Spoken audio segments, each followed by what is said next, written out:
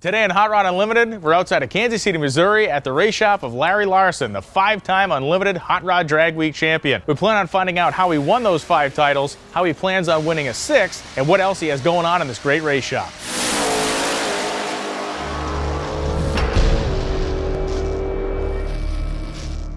So Larry Larson opened up shop here in 1997, and quickly he made his name because he wasn't afraid to take on projects that other chassis companies weren't interested in. If it rolls back out the door here at Larson Race Cars, you're going to see it once and probably remember it for the rest of your life. I know you got a bunch of cool stuff in here, but the rumor is there's like a brand new Camaro that you guys have already taken the heat wrench to and cut to pieces. So I don't know if we've got the blue wrench out yet, but we've definitely got it apart. This looks like it's a ZL1. You're correct. It is a brand new 13 ZL1. How brand new is it? How many miles are on it before it showed up here? This thing has got 36 miles on it. Come on. You're going to give it the full Larson's Race Cars treatment as far as back half in it, big cage. I mean, you're going to keep some of the modern stuff. I mean, I'm looking at spaghetti wiring here. He wants it to look like a factory ZL1 other than the big tire on the back. It's going to be a pro street style car. We're going to try and keep all the creature comforts that it had in it, AC, backup camera, all the factory stuff that we can. And he wants to run 750s and have the AC work and drive the wheels off of it. That's something else. That it's amazing that he decided to start with the ZL1. Hey, more power to him. Yeah. Wow. As cool as the Camaro was, we walked past what I think is one of the best looking door slammers in the world today. That's Steve Matuzik's Mustang that has the kind of classic snake and mongoose paint job. And obviously you and Steve have a long relationship, had a lot of success together. And I think one of the coolest things about Steve's car is, you know, he got permission from Tom McEwen to put this paint job on the thing, and the big snake and mongoose movies coming. I mean, what was the response like? The response was unbelievable. From the young kids to the old guys, right? It was really cool, but about a week and a half after we got back from Gainesville, Steve received a cease and desist order from Mattel. Oh, you kidding me? No, so that's why now it has the stealth on the side of it. Steve kept the stars and stripes over the hood and kept the Mongoose 2 on the front and all that, but so they're still pretty protective of that stuff. Who would have guessed? Yeah. Well, even in modified form, I think it's still probably the best looking pro mod in the country. So the unique 57 Buick that Larry's working on for one of his customers is going to be a drag week car. Whether it's going to be a 2013 or 2014 drag week car is still kind of up in the air. And like every year, the thrash comes right down to the wire. So it's going to depend on whether in this last month or so they can put in the time and the work and get all the parts and pieces they need to finish this machine, which will have a big block Chevrolet with twin turbos on it. Everything we do is different. We're not like a Bickle or a Haas that everything's a cookie cutter pro stock pro mod car. For us, it's a quality issue about trying to make everything as best we can, but yet everything takes longer because everything is so one-off from one vehicle to another. Absolutely. It's very cool to see because, I mean, you know, a lot of guys have made their name, like you said. Maybe they build sportsman dragsters or they build pro stock cars or whatever, and you definitely have the reputation of, if you can dream it up, go talk to Larry, you can probably figure out how to make it work. Yeah, and the thing is that we've also got a good reputation for the drag week part of it, which I enjoy. I mean, I still enjoy doing the pro stock and pro mod stuff also, but the drag week part of it, we've got a good reputation for, just because I've done so well in the last few years about making everything live and not overcomplicating things. Absolutely. And yeah, we definitely want to talk about that because, like, old ladies don't win church bingo contests 5 weeks in a row, and you somehow managed to win drag week 5 years in a row. And you've done it in that Nova that's back in the corner. So we really want to take a look at that. So get us back there to the Nova. Absolutely. Let's go. You know, Hot Rod Magazine's Drag Week is the ultimate test of man and machine, especially in the realm of drag racing. Over the course of a 5-day period, racers compete at 4 different drag strips and between them drive their cars more than 1,000 miles. Each day, a competitor hands in his or her quickest time slip, and at the end of the week, the average of those time slips determine who wins each category. The Chevy 2 that Larry Larson races first appeared at Drag Week in 2005 as a blown big block Chevy with 555 cubic inch Chevrolet big block with a 1471 Roots blower on top of it. In 2008, Larry stepped to a 565 cubic inch motor but added twin turbos and got rid of the blower. The 565 inch twin turbo combination remains in the car today. The things I think that endear people to this car are the fact that it's steel, it's 3,500 pounds, you know, and it's, in comparison to some of the other stuff we're seeing show up for Unlimited, I mean, this thing is a Sherman tank, man. Yeah, there's still a couple cars bigger. I mean, Lutz is 57, Joe Barry's 56, Mike Roy's Monte Carlo is huge. But, you know, in comparison to what some of the guys are starting to build now with the lighter weight fiberglass stuff, which I'm not real in agreement with, but we'll get to that, Larry. We'll get to that. It's okay. I mean, it's like I tell all my customers, they're like, well, what would you do? I said, it sits in your garage. You're the one that has to go outside and look in the garage and be happy with it, and I'm not going to change it. I've got a couple customers say, well, why don't you lighten it up, do this now? Nope. Yeah. First guy to go 200 on drag week. First guy to make a 6-second pass on drag week.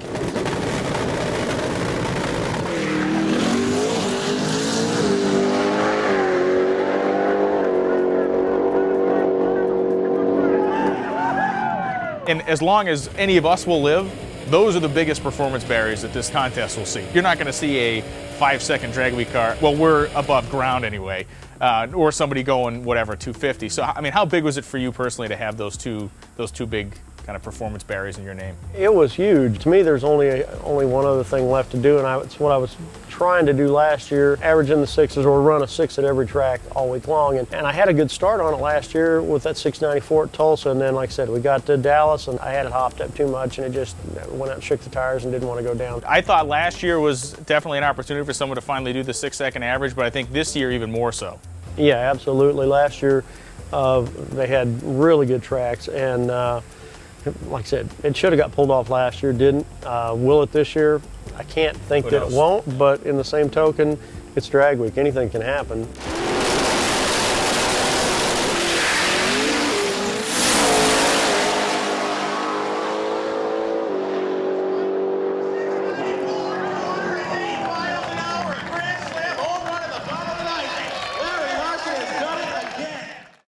We've certainly seen a lot of cool stuff here at Larson Race Cars, but really, this is the centerpiece of the program, the infamous or famous or notorious, depending on who you are, 1966 Chevy Nova that Larry has raced so successfully. Owned this thing since 1988. It has gone through several different iterations, from blown big block Chevrolet, and now this giant mountain of aluminum behind me, 565 cubic inches, twin turbochargers, and a new set of turbochargers heading on this engine for Drag Week 2013.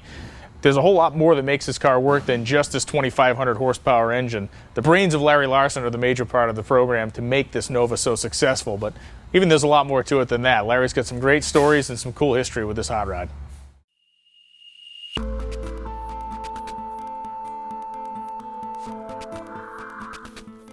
I've had this car since '88. It's always been an enjoyment or a release, something I could go drive on the weekends or whenever I wanted to. So it's always been a street car, always been something I drove. And when a friend of mine told me about Drag Week in '05, I got to checking on it, looked, and I thought, man, the pro street classes that NMCA and some of the other organizations had, no way fit what I was doing. But this deal, Drag Week, that was right up my alley. To put Drag Week into words is really a hard thing to do. Some people race their car, some people drive their car. But it's the combination of both that makes it so hard on you mentally and physically, because you go out and you try and race the car and go as fast as you can, but then when you're done that day, then the car has to be in good enough mechanical shape to drive 200, 300, 400 miles to the next track or the hotel, whatever. Not only does it have to be in good enough shape, so do you, because if you've been up all night the night before or mentally drained from problems going on, it just wears on you. And by the end of the week, if you've had very many problems, it just constantly, after 5 days, you're just like, man, I want this to be over. You can't wait for it to start, and you can't wait for it to end. The two biggest keys to the success, I believe, is one, I've driven the car for ever and ever. I've owned the car since '88, always driven it. And probably the other thing that instills everything to keep winning and going and have repeated success is, for one, I do this during the week, and that's my job, building cars and tuning cars, but it's also the ability to, for lack of better terms, MacGyver stuff. You have to figure out a way to get things done when it seems like there's no way possible. The Unlimited class, when it started, nobody had any purpose-built cars. Everybody had a car that they drove, like I did, and since then, there has been a number of cars that have been purpose-built just for Drag Week.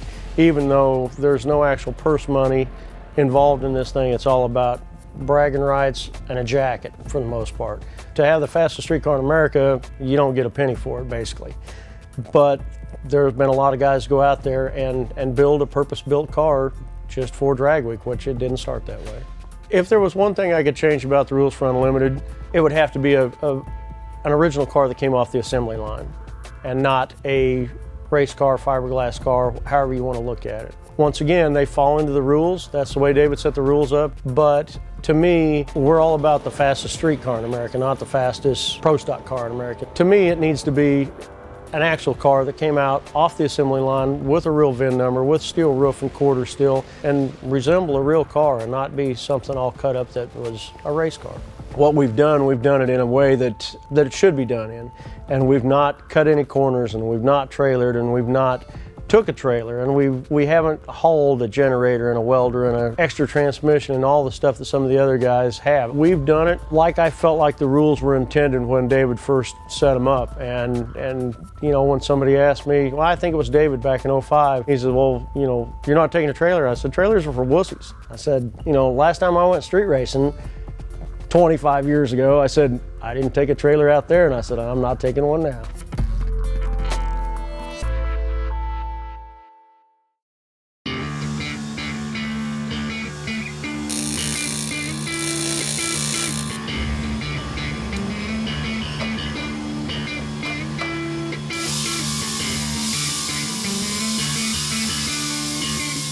The thing that's different about Drag Week from a competitor standpoint is that everyone wants to see everybody else do well. Yes, it's still a competition, and yes, everybody wants to win their class, but it's like I've told everybody, when I go to Drag Week, that's like my vacation. I go there to have a good time, meet up with some friends I haven't seen in a year. My priority is to finish Drag Week.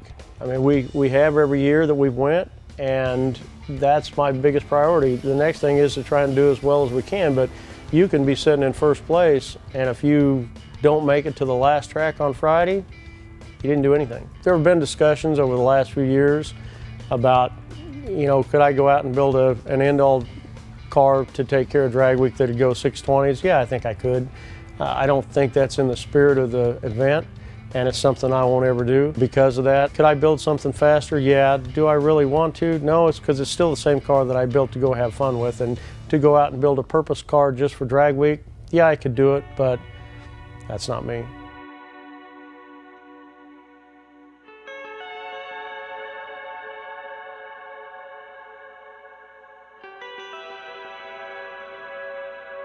Drag Week for me, I guess, has meant a lot of things. It's helped my business. It's gave me some notoriety with people in the industry. I've made a lot of friends, a lot of good friends. It's been a lot of things. It definitely separates those who want and those who can, that's for sure. So at the end of the day, it's something that if you want to do bad enough, you'll figure out a way to do, and after you do it the first time, you'll want to be back. Drag Week 2013 will present different challenges to Larry Larson than he's seen in the past. He'll see new competitors, he'll see new combinations, and he'll see new racetracks. While it's impossible to predict Larry's success or failure, looking back at the record books, success probably in the cards.